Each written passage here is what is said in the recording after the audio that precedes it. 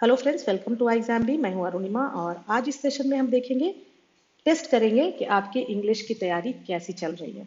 ठीक है, इसके लिए आज जो मैंने टॉपिक लिया है सब्जेक्ट वर्ब एग्रीमेंट, क्योंकि इससे रिलेटेड काफ़ी सारे क्वेश्चंस पूछे जाते हैं। अगर आपको सब्जेक्ट वर्ब एग्रीमेंट पे अच्छी पकड़ है तो आप एरर डिटेक्शन के क्वेश्चंस, साथ ही साथ फिल अप द ब्लैंक्स और भी सेंटेंस इंप्रूवमेंट, इन सारे क्वेश्चंस को बखूबी सॉल्व कर सकते हैं। सो आई वुड सजेस्ट कि आप वीडियो को पॉज करें और आपको 4 सेंटेंसेस दिख रहे होंगे आपकी स्क्रीन पे।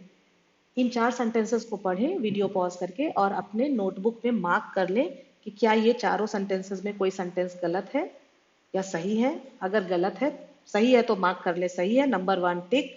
और अगर गलत है, मान लो दूसरा गलत है, तो उसमें क्या गलती है वो भी मार्क कर लें। ये हो गए 4 सेंटेंसेस और 4 मोर सेंटेंसेस। 4 और सेंटेंस आपको दिख रहे हैं। यहाँ भी वीडियो को पॉज करें और उसके बाद नोट जरूर करें कि आपके हिसाब से ये सेंटेंस सही है कि गलत है, पॉज करके। और इसके बाद हम एक एक करके ये 8 सेंटेंस देखेंगे और आप अपना प्रिपरेशन लेवल चेक कर सकते हो, आप अपना स्कोर चेक कर सकते हो। एंड आई वुड सजेस्ट कि आप अपना स्कोर जरूर कमेंट सेक्शन में लिखें।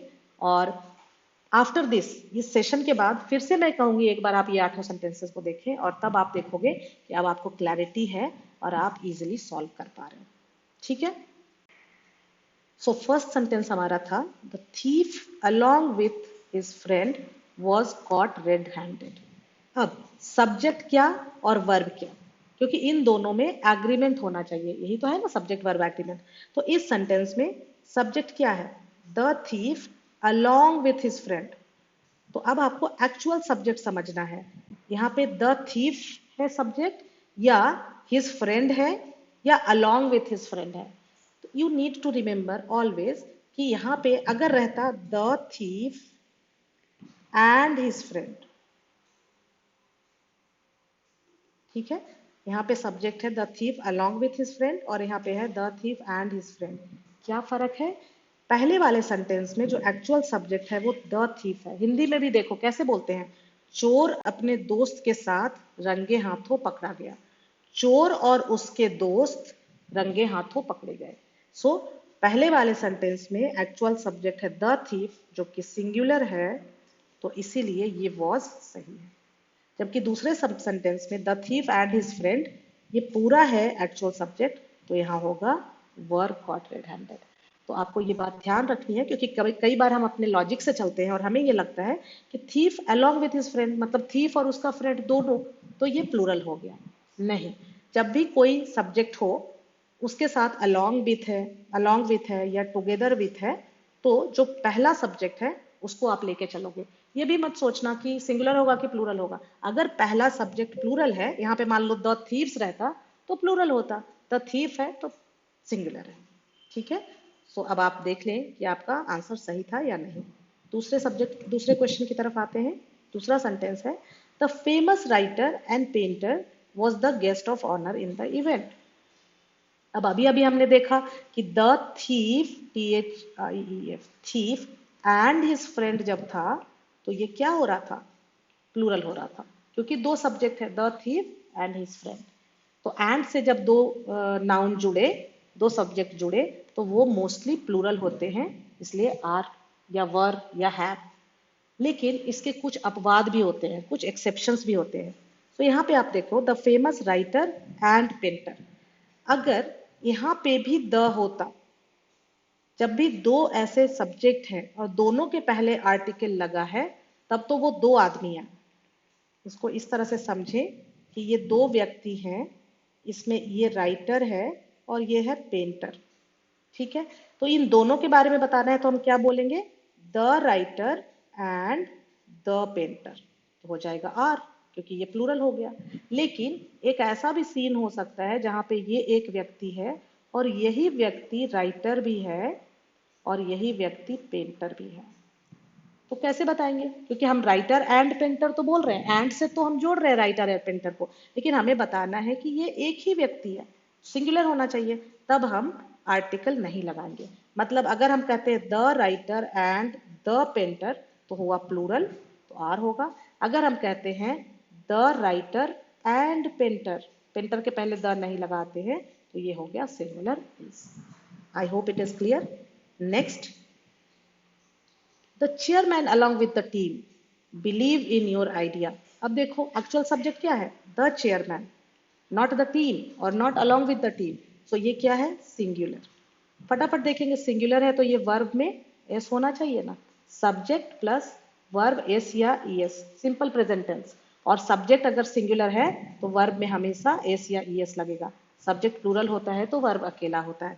सब्जेक्ट क्या है, सिंगुलर, तो ये बिलीव्स होगा। तो यहाँ पे ये गलत था। ठीक है, next sentence, either of the two sausage is suitable for these noodles.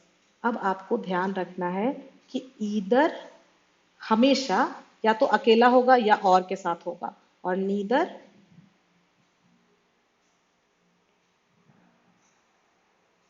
या अकेला होगा या नॉर के साथ होगा। ईदर और, नीदर नॉर। ईदर नॉर नहीं बोल सकते, नीदर और नहीं बोल सकते।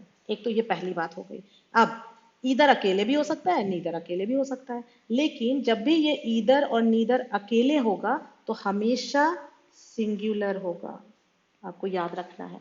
ठीक है, तो आप अपने नोटबुक में एक उसको ऐसा करके एक खाका बना लें और इधर लिख दे सिंगुलर और इधर लिख दे प्लूरल, और यहाँ पे लिखें कि जब भी एक सब्जेक्ट है, सिंगुलर सब्जेक्ट है, अलोंग विथ के साथ, टुगेदर विथ के साथ, तो ये सिंगुलर है। जब भी ईदर है तो सिंगुलर है, जब भी नीदर है तो सिंगुलर है। तो धीरे धीरे जैसे जैसे आप सीखते जाओगे आपकी नोटबुक में वो सारे आ जाएंगे कि सिंगुलर की तरफ कौन कौन आते हैं, प्लूरल की तरफ कौन कौन आते हैं। फिर आपका जब एग्जाम है तो आपके लिए रिवीजन करना आसान होगा। तो ईदर है हमेशा सिंगुलर, तो इज सही है, तो sentence is correct, there is no mistake. Okay, next, each of them is instructed to be there in the hall. अब आप याद रखें कुछ एक्सेप्शंस होते हैं, otherwise each, every, everyone, everybody, ये सब सिंगुलर होते हैं। तो जो आपकी नोटबुक में आपने कॉलम बनाए हैं उसमें इसको भी डाल दें। अब जब each of them, each singular है तो इज सही हो गया, तो ये सेंटेंस भी करेक्ट है। Rohit as well as his brother is going to Mumbai today. So Rohit भी जा रहा है। अब सेंटेंस से अगर लॉजिक अप्लाई करेंगे तो भाई मुंबई कौन कौन जा रहा है, रोहित एंड हिज ब्रदर।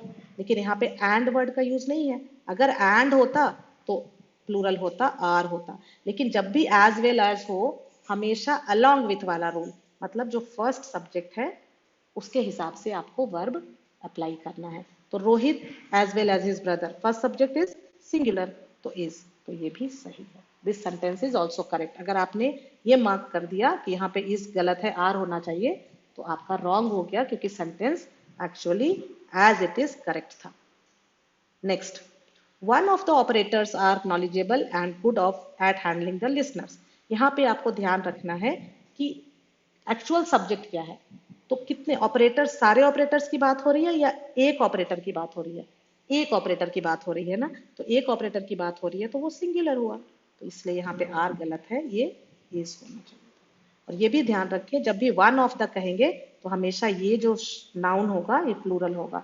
हम कई बार बातों बातों में कह देते हैं वन ऑफ द फ्रेंड या one of my friend, no, one of my friends, one of the operators, one of the newspapers, one of the prime ministers, जो भी नाउन होगा वो हमेशा प्लूरल होगा, और ये जो पूरा स्ट्रक्चर होगा वो हमेशा सिंगुलर होगा। ठीक है, okay. Then next is he is one of the operators who is very knowledgeable. अब इसके पहले सेंटेंस को देख करके हमें ये लगेगा कि यहाँ पे वन ऑफ द ऑपरेटर्स है तो ये इज तो सही है, लेकिन नहीं, इन दोनों सेंटेंसेस को आप एक साथ रखें। यहाँ पे जो एक्चुअल सब्जेक्ट है ये वन ऑफ द ऑपरेटर्स नहीं है, एक्चुअल सब्जेक्ट ये हु है, और ये हु किसको इंगित कर रहा है, ऑपरेटर्स को। सो जब वन ऑफ द ऑपरेटर्स खुद ही सब्जेक्ट रहता है तब तो वो सिंगुलर हुआ, लेकिन यहाँ पे ये हु वन को इंगित नहीं कर रहा, नो, यहाँ पे हु किसको रेफर कर रहा, ऑपरेटर्स को, जो कि क्या है, प्लूरल। तो यहाँ पे इज गलत होगा, आर होना चाहिए। सो मैं ये कहूंगी, ये कभी कभी आपको कंफ्यूजिंग लगता है, इसके पहले वाला जो प्रीवियस सेंटेंस है और ये सेंटेंस दोनों को आप एक साथ लिख के एक साथ रख लें। सो ये हमारे सेंटेंसेस थे। अभी आई वुड सजेस्ट कि अब आप फिर से जो शुरू में आपने 8 सेंटेंसेस देखे थे एक बार देखिए, लेकिन आप कमेंट सेक्शन में अपना स्कोर, आप चाहें तो दोनों स्कोर लिख सकते हैं, शुरू में आपने देखा था तो आपका क्या स्कोर था और अभी क्या स्कोर है। सो आई होप कि ये वीडियो आपको हेल्प करेगा। इन रूल्स के माध्यम से आप एग्जाम में आने वाले क्वेश्चंस को बखूबी सॉल्व कर पाएंगे। Thank you friends, thanks for watching.